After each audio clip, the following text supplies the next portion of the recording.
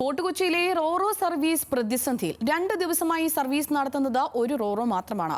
ഒരു റോറോ കട്ടപ്പുറത്തായി. അറ്റകുറ്റപ്പണികൾ പൂർത്തിയാക്കാൻ മുംബൈയിൽ നിന്നും വിദഗ്ധർ എത്തണം.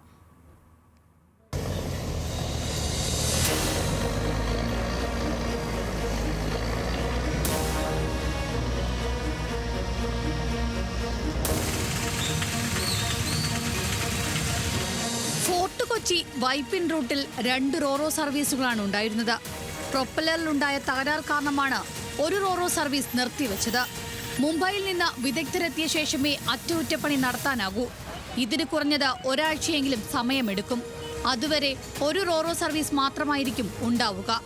എന്നാൽ ദിനംപ്രതി ആയിരക്കണക്കിന് ആളുകൾ യാത്ര ചെയ്യുന്ന റൂട്ടിൽ ഒരു റോറോ മാത്രം സർവീസ് നടത്തുന്നത് വലിയ പ്രയാസമാണെന്ന് നാട്ടുകാർ പറയുന്നു.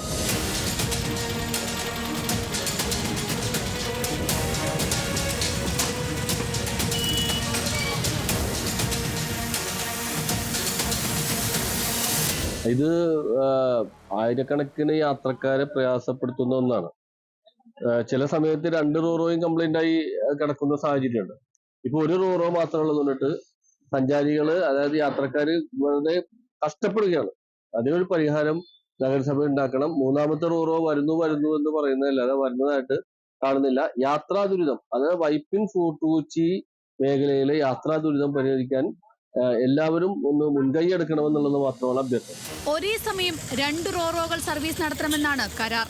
ശരാശരി 6 മിനിറ്റ് ഇടവേളകൾ ഉണ്ടായിരുന്ന യാത്രയ്ക്ക് നിലവിൽ അരമണിക്കൂറിലേറെ സമയമെടുക്കുന്നുണ്ട്. ഇതേ റൂട്ടിൽ മുൻപുണ്ടായിരുന്ന ഫോർട്ട് ക്വീൻ യാത്രാ ബോട്ടും 1 വർഷമായി കട്ടപ്പുറത്താണ്. കാലാവധി കഴിഞ്ഞിട്ടും ലൈസൻസ് പുതുക്കാതിരുന്നതിനെ തുടർന്നാണ് ബോട്ടിന്റെ സർവീസ് നിർത്തലാക്കിയത്.